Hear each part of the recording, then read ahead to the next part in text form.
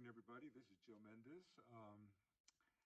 So I've been at the office all morning. I got here about 9 o'clock in the morning because I have these two contracts that I closed in at the end of last month, and I hadn't done the paperwork. And if I don't do the paperwork, I don't get paid. So that is why I'm here. I got here early at 9 o'clock, and I love being in the office when nobody else is here. It's like having a giant office to myself.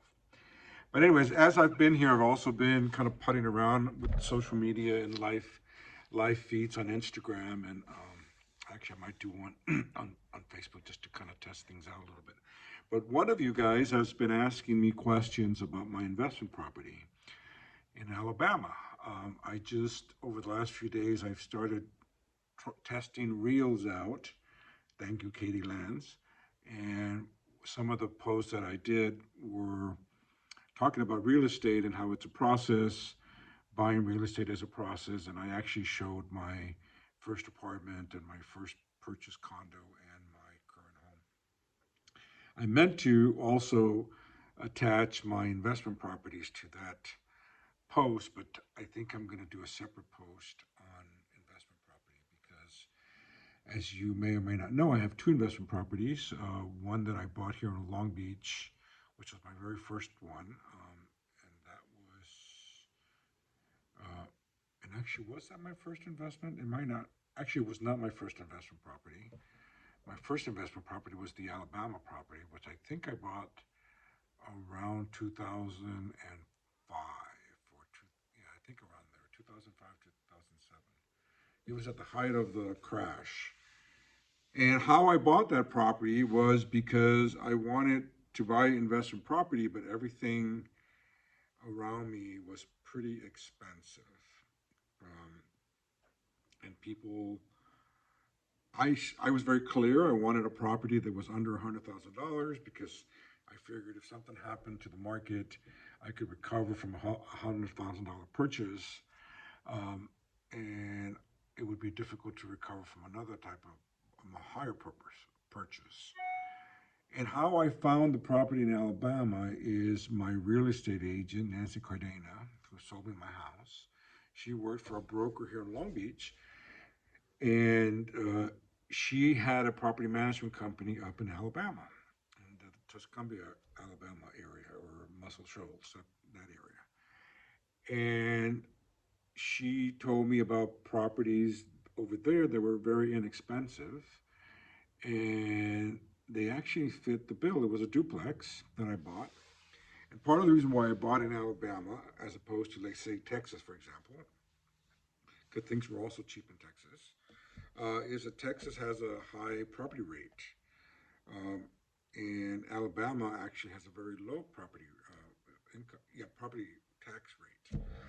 And at the time, I thought to myself, Alabama, why am I going to buy in Alabama?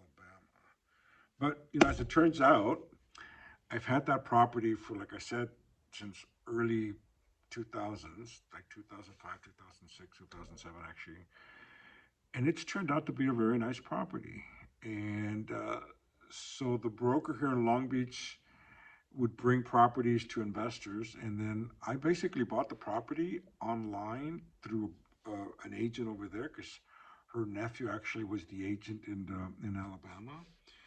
And basically, I bought the property by just them sending me pictures, and then I would review comps, and they would send me comps, and it was great. I bought the property for I think it was 82,000, and it's a duplex. It's a corner lot.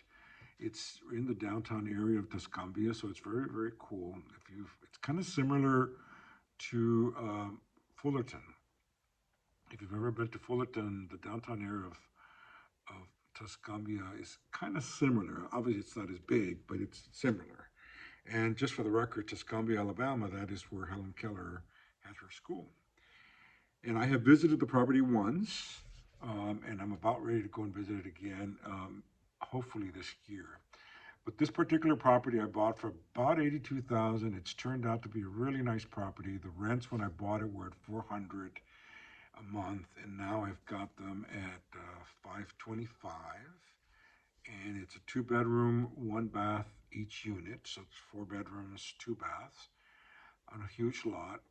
And